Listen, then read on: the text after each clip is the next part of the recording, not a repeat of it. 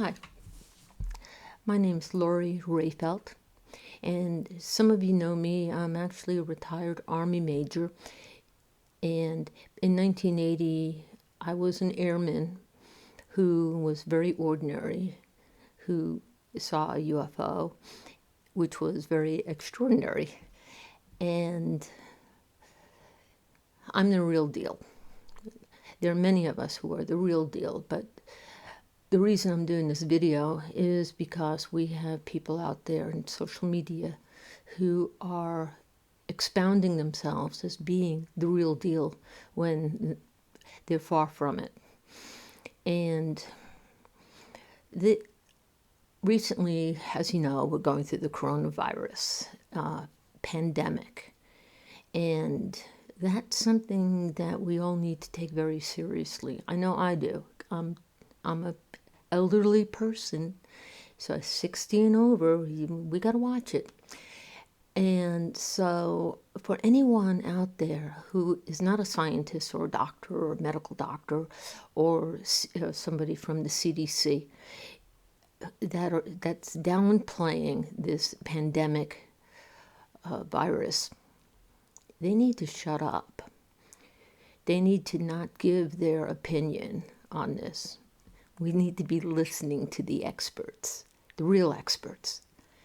And I recently read one of our famous influencers who has most everybody believing him is Nick Pope. And I've just been trying to get the word out that Nick Pope is not the real deal.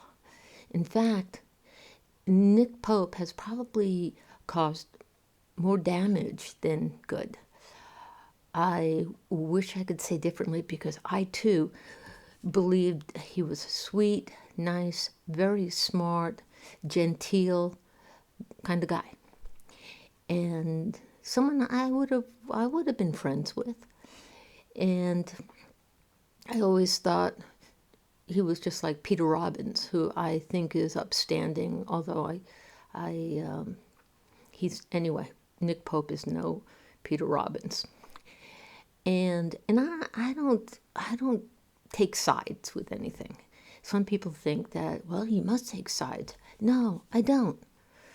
The only side that I take is that, and I'm really adamant about it, is that my UFO sighting, if it wasn't for a gentleman named Tim Atkinson who brought it to the attention of this film that's coming out in the summer, Capel Green, that no one else who knew about my sighting really, and they had the power of influence to get the word out, chose not to. And so I started the Lone Ranger UFO site. I started many different avenues to get the word out. I guess I'm not that great at marketing, but I don't see my whole identity wrapped up in the UFO community. As Nick Pope said, this is his bread and butter. It's not my bread and butter. It really isn't. I'm just wanting to know what happened to us, what happened, physically, emotionally, traumatically. That was a war zone we were in, and I want comfort. I want to share my story. That would give me great comfort. And I talked to Nick Pope about that a while ago, and he said, well, I can't share my his contacts. However, good luck. And I was kind of disappointed. But it is what it is. And I don't hold grudges or anything like that, but I am blocked from him. He doesn't want me saying anything that is truthful. I would never, ever, ever say anything that would hurt anyone's feelings because that's just not the way I'm wired. But I just really wish that people out there would second guess or do their own research, do your own due diligence when it comes to what comes out of an influencer's mouth, whether it's Nick Pope or others.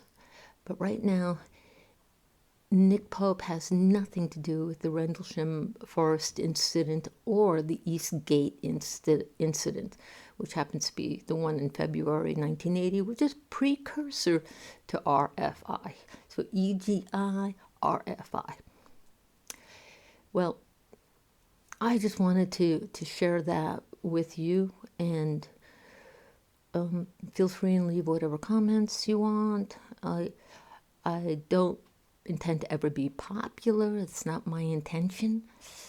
And my intention is that I have an opportunity to get my story out. That's all I want. And I am working on a book. So for those out there that say, well, why don't you write a book? I've been working on this for decades.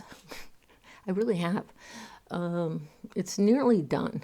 Like I say, every time I look at it, and sometimes I have a hard time looking at it, I look at it and I'm like, okay, I got to get it through. It's got to be in my voice. It's got to be who was this person that stepped into this environment and that thing. And I named it Pallades' Shadow. Really interesting title. Long story. Oh, and maybe you'll read it one day. But when it comes down to someone saying a lot and not saying anything at all, which is Nick Pope, someone having opinions about things he has no reason to have opinions about. The guy worked in MOD. The guy might have been lower level management. I worked for the U.S. Department of Education as a management analyst. It doesn't mean that I'm the go-to person. Please, I am not the go-to person when it comes to financial aid. However, I did not exploit that. I never, ever, ever exploited my time in the military. Never. In fact, I wanted to put my UFO sighting for many, many years, about a good 20, 30 years. I wanted to just sweep it under the carpet. And, well, now it's time for people like me, if you're interested in hearing from people like me, is to get the word out, because there's so much more to our story. There's so much more fabric and nooks and crannies, and it's just so deep. You can almost smell the air, the metallic air, and from the snow, the icy coldness, the isolation. There's just so much there. And so, and I'll tell you one other thing. I got to add this in. I'm sorry. I have been reaching out to conference people, okay? And a lot of them are like, oh, I don't know you, you know. I know Nick Pope. I don't know you. And one was a Contact in the Desert. And I mean, I don't really have any desire to go into the desert. I'm actually moving to a desert, but not that desert. But they had mentioned about the 40th anniversary of Rendlesham Forest incident. Well, February was my 40th anniversary of East Gate incident. And I thought that would be appropriate for me to be on something like that, because I'm really not heard by too many people. And so I put my hat out there, and they're like, no, we just want Halt and Nick Pope and John Burroughs and Peniston. And then when Peniston didn't want to go or whatnot, then it was just the three of them, Peniston and, no, not Peniston, excuse me, Burroughs and Halt and Nick Pope. And I thought, it just drives me nuts, because Nick Pope was a 15-year-old kid who happened to see the file of Rendlesham Forest in 1995, 96, sometime in there. So they're like, no, we want Nick Pope. We want Nick Pope. Well, Nick Pope did work on a book with John Burroughs and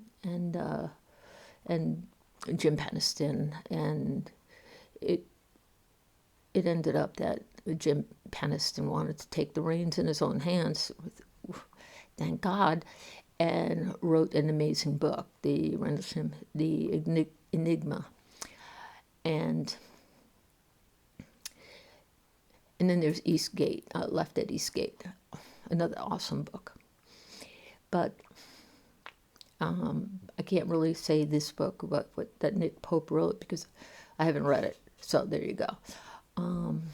But I can say that there were people out there that he missed the boat. And that's fair. Who knows? With my book, I might miss the boat. So no hard feelings there. But the hard feelings come into is when you put yourself at the epicenter of something you have you're trespassing. Nick Pope, you are a trespassing individual. Just stay out of a narrative you know nothing about, period. It's wound up so tight that everyone thinks he's the guru of something he doesn't know anything about. He's insulting, bashing a witness. He is insulting this new film coming out. Capel Green hasn't seen it. How could that be? But it is what it is, you know? So when Nick Pope says that the coronavirus is just a really bad flu, please, please do your own due diligence. And that's coming from the major. Well, you all have a great day. It's Saturday here. And wish you all well. Stay well, okay? And do the social distancing, so I'll give you a hug from here. You take care. Bye-bye.